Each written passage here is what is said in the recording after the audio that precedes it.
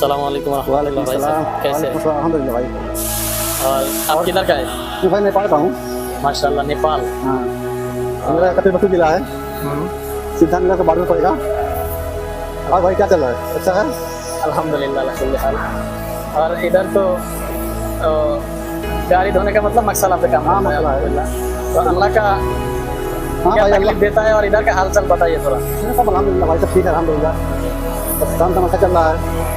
दिक्कत क्या क्या होता है, अल्लाह सुकून क्या क्या देता है, ये भी अल्लाह सब बताइए। कुछ जो देता है अल्हम्दुलिल्लाह, अल्लाह सब कुछ राजी है।